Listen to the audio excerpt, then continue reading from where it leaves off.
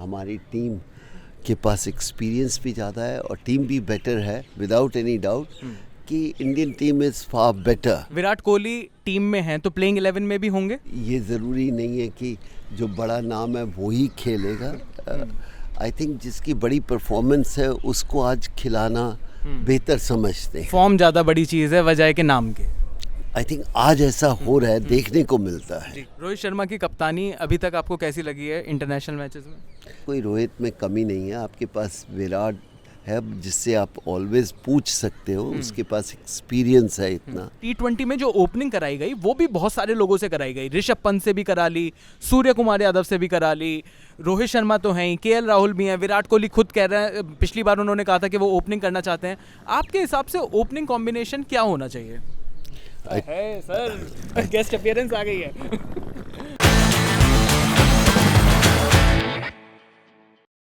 नमस्कार, मेरा नाम है नालायक पत्रकार। फलों में बेस्ट होता है सेब और मेरे साथ हैं सुपर बेस्ट कपिल देव। वही तो सेब भी लाया हूँ आज तो। खिलाओगे? बिल्कुल सर, और देखिए शाइन भी हो सकती है जिस तरीके से आप बॉल को शाइन करते थे। पर सर मेरा सवाल अभी ये है कि इंडिया पाकिस्तान मैच बहुत बड़ा हो रहा है बवाल, और मेरे पास हैं बहुत सारे सनसनाते सवाल। पहला सवाल ये है कि आपके हिसाब से इंडिया और पाकिस्तान में किसका पलड़ा भारी लग रहा है आपको इस टाइम पर? आई थिंक एक तो ये सोचिए कि T20 में किसी का भी ज़्यादा आप बड़ा नहीं बोल सकते। वनडे में फिर आप कह सकते हो, टेस्ट मैच में उससे ज़्यादा आप प्रेडिक्ट कर सकते हो। T20 में प्रेडिक्ट करना बहुत ही मुश्किल है या बहुत डिफ़िकल्ट है। तो इसलिए ये कहूँगा कि हाँ, हमारी टीम के पास एक्सपीरियंस भी ज़्यादा है और टीम भी बेटर है, लेकिन पिछली बार भी थी बेटर। बिल्कुल, they played better than us. So I think बहुत मुश्किल है कहना, बट फिर भी आप आंकड़ों पे जाओगे, आप हेड टू हेड उस पर हाँ जाओगे। प्लेयरों पे जाओगे तो ये लगता है विदाउट एनी डाउट कि Indian team is far better. क्या वो उस दिन खेल सकती है कि नहीं, इसके ऊपर टीम के ऊपर डिपेंड करता है। सर एक जो बहुत बड़ा सवाल है वो विराट कोहली के ऊपर भी है, बहुत सारी डिबेट्स भी हुई। विराट कोहली टीम में हैं तो प्लेइंग 11 में भी होंगे? होना चाहिए। देखिए अगर आप रखा हुआ है, पर आज के जो क्रिकेट का दौर है उसमें कोई फ़र्क नहीं है कि टीम में कौन सा प्लेयर है, कौन सा खेल रहा है, कौन सा नहीं खेल रहा। शायद हमारे समय में ये होता था कि अगर big player is there he have to play, you can't make him sit out, you know. And आज ऐसा नहीं है। आज तो Kapil sir big match player वाली जो थ्योरी होती थी, आप शायद उसी की मतलब कि बड़ा जो खिलाड़ी है वो बड़े मैच में तो उसको लेना ही लेना है। आपके हिसाब से T20 में वो चीज़ें चेंज हो गई हैं?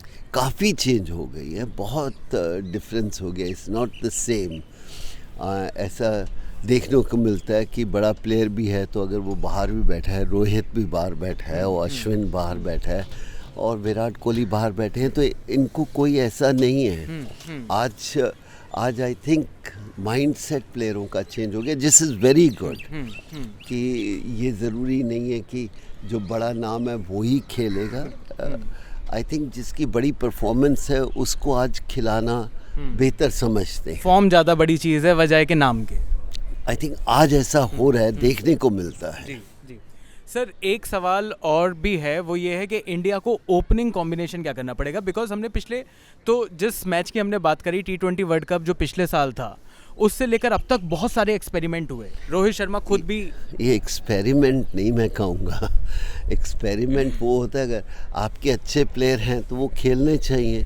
एक्सपेरिमेंट तो आप हर तीसरे मैच में कर लेते हो, फिर आप उसको एक्सपेरिमेंट ना बोलो कि this is the way of cricket today. नहीं तो फिर अभी तक मतलब मैं एक्सपेरिमेंट इसलिए कह रहा हूँ क्योंकि इतने सारे कैप्टन्स तो रहे हैं टीम इंडिया के इस पिछले क्या कहते हैं 6-7 महीनों में, लेकिन ओपनिंग जो T20 में जो ओपनिंग कराई गई वो भी बहुत सारे लोगों से कराई गई। ऋषभ पंत से भी करा ली, सूर्य कुमार यादव से भी करा ली, रोहित शर्मा तो हैं ही, KL राहुल भी हैं, विराट कोहली खुद कह रहे हैं, पिछली बार उन्होंने कहा था कि वो ओपनिंग करना चाहते हैं। आपके हिसाब से ओपनिंग कॉम्बिनेशन क्या होना चाहिए? है सर, गेस्ट अपीयरेंस आ गई है।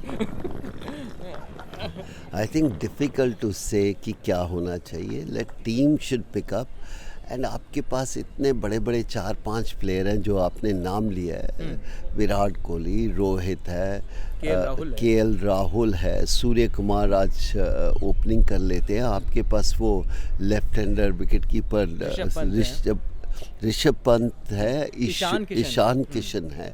तो इसलिए आपके पास बहुत क्रिकेटर है, बट आप हर तीसरे मैच में दूसरा कॉम्बिनेशन करोगे तो फिर आप कह सकते हो सेटल ही नहीं है।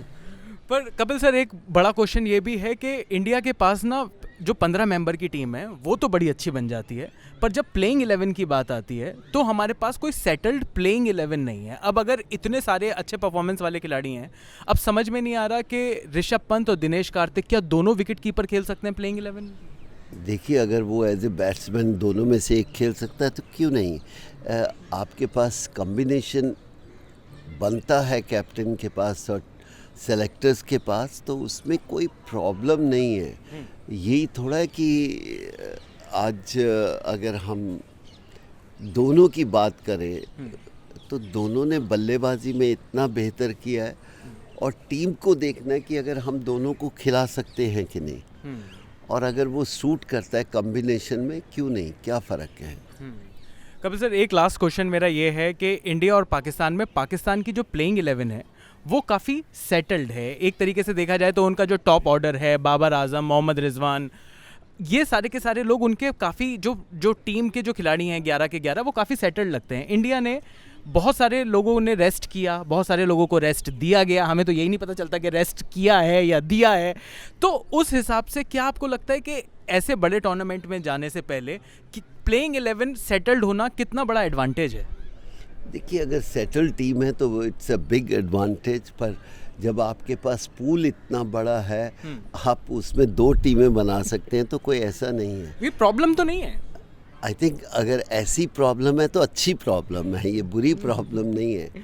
तो मुझे लगता है कोई ऐसा डिफ़िकल्ट होना नहीं चाहिए। हाँ, अगर आपके पास पूल बड़ा नहीं है प्लेयरों का, तो आप एक सेट प्लेयरों का बन जाते हैं। और आईपीएल ने ये खोल दिया है कि इतने प्लेयर हैं, इतने फास्ट बॉलर आ गए, इतने स्पिनर आ गए, आप किसी को भी रखते हो तो आपको कोई तकलीफ़ नहीं होती।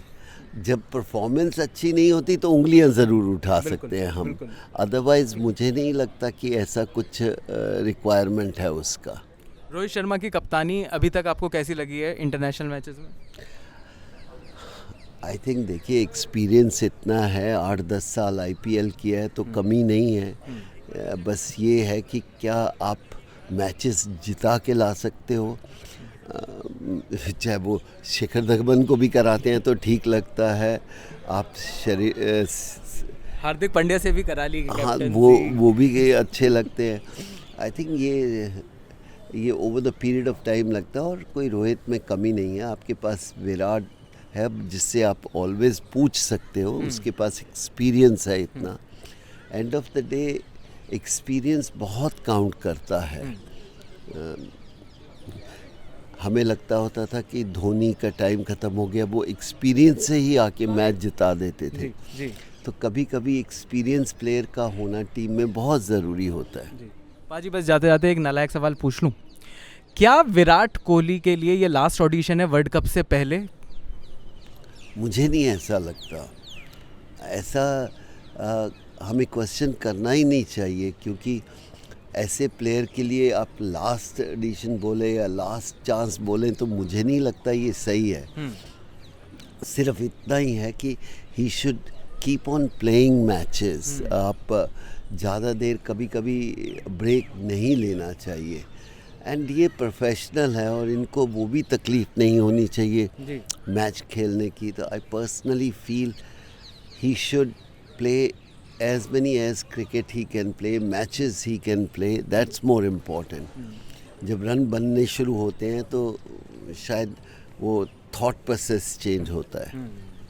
तो चलिए, बाजी और मैं दोनों दुआ तो यही कर रहे हैं कि इंडिया पाकिस्तान मैच में ही विराट कोहली की फॉर्म वापस आ जाए और इंडिया पाकिस्तान को, ना सिर्फ पाकिस्तान को हराए बल्कि एशिया कप भी जीते, ताकि T20 वर्ल्ड कप जो कि ऑस्ट्रेलिया में होने वाला है उसके लिए एक अच्छा रियाज हो जाए, आगाज हो जाए।